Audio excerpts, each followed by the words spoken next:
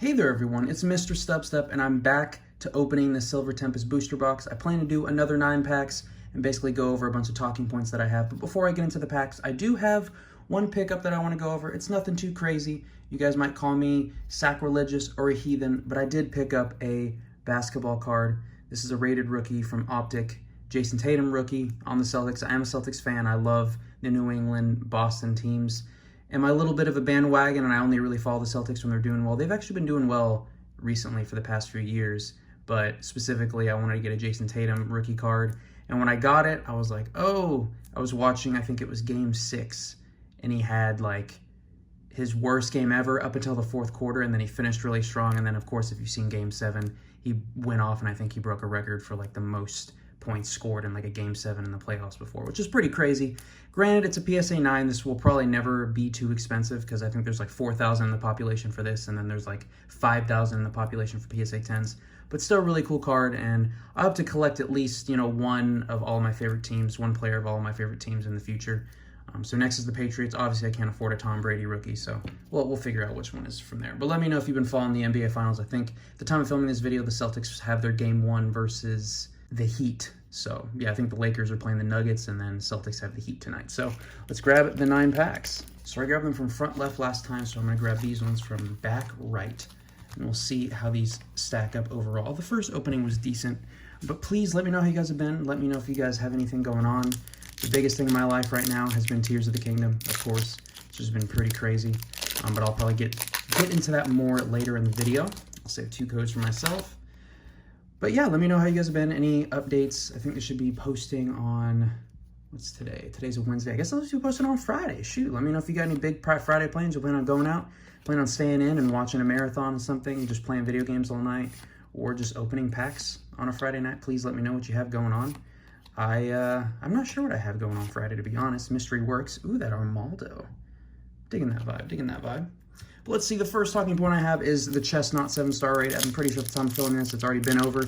But if they go with the same pattern that they've been going, the Chestnut rate should come back again. And yeah, it was another easy dub for my Annihilate.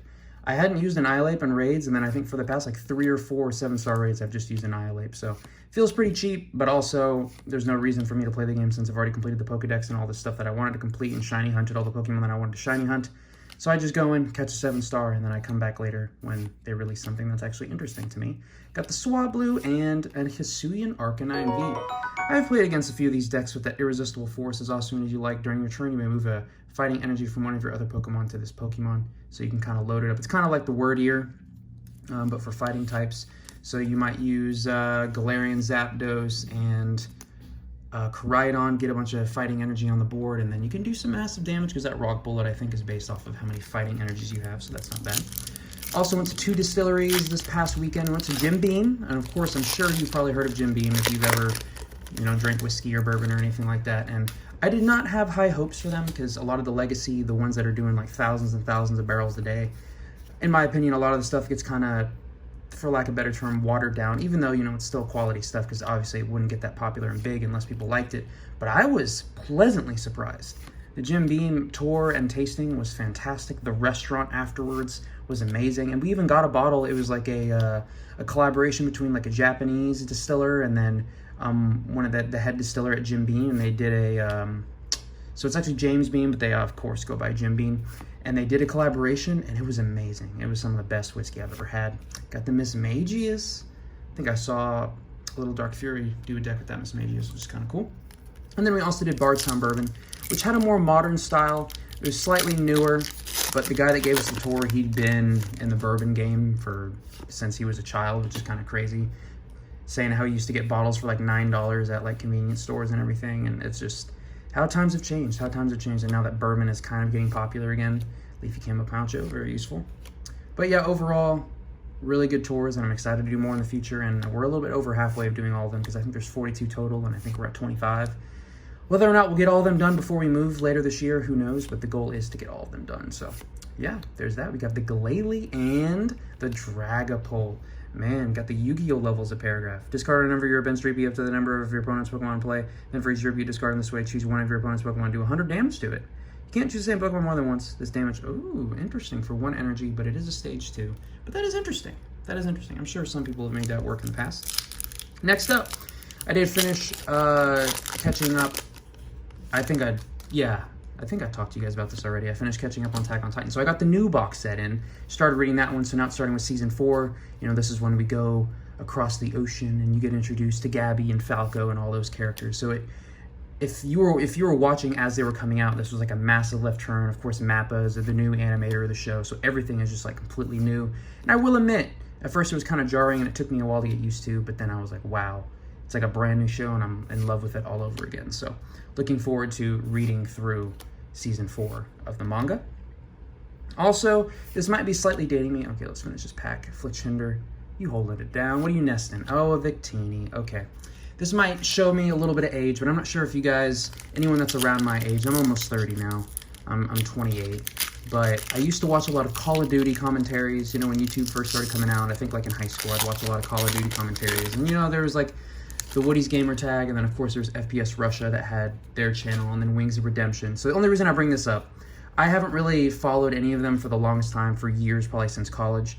And Wings of Redemption, he's a very large man. He fought Boogie, who's another large man, and they recently did a boxing match, and Wings was victorious. And it was really interesting seeing, because if you want to go down a deep dark hole, there's a whole thing on Wings of Redemption. But it was just interesting to see kind of him in a positive light. Has a really good attitude, like in the interviews and everything.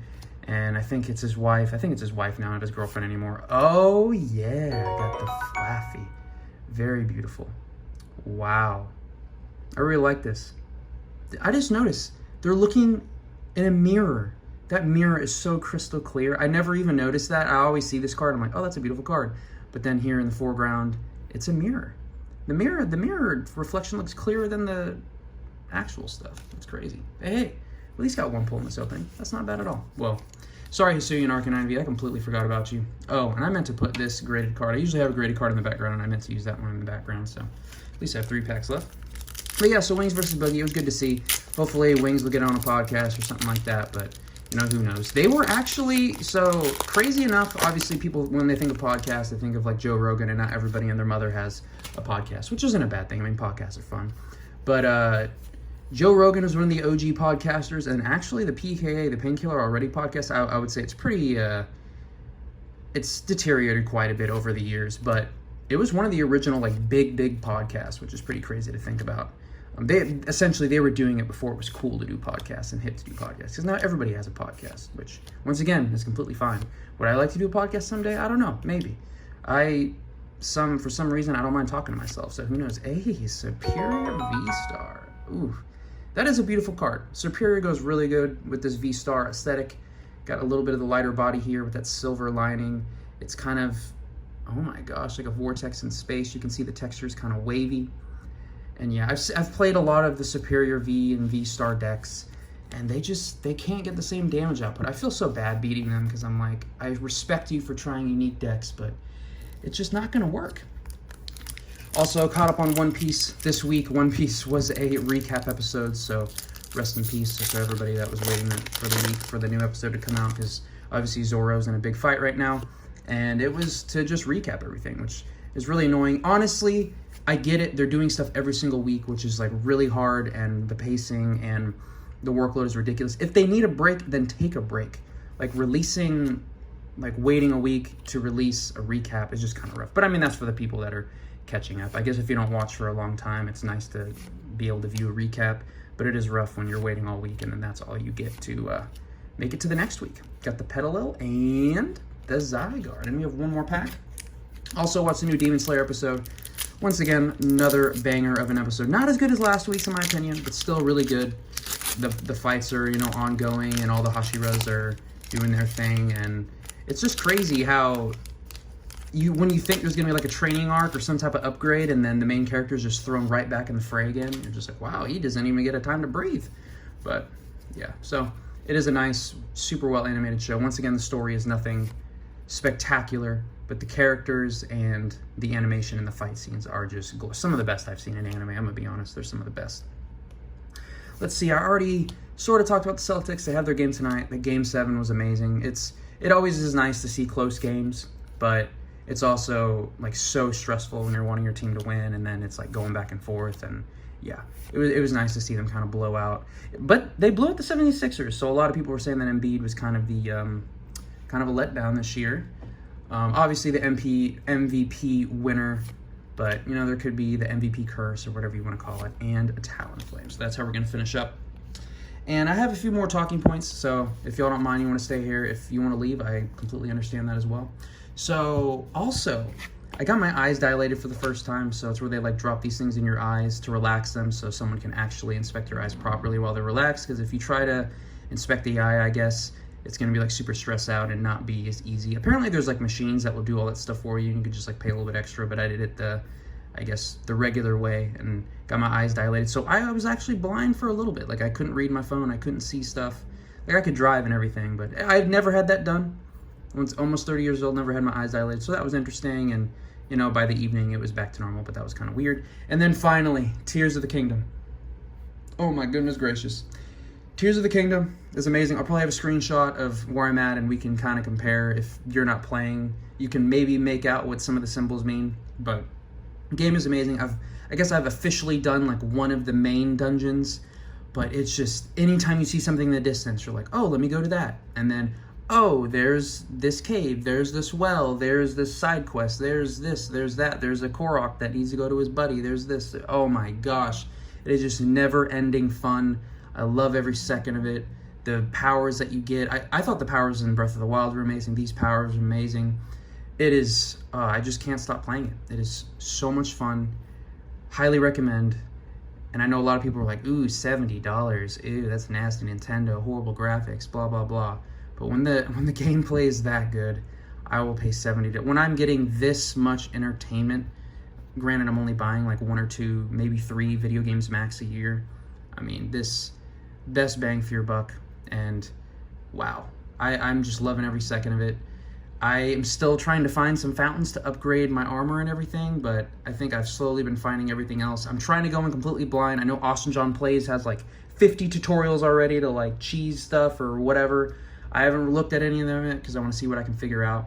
Please let me know if you have the game. Let me know where you're at. Don't try to like spoil anything too crazy. I tried to avoid any spoilers, but yeah, overall, nice little part. Got 3 pulls and then was able to show off my first basketball card that I added to my collection.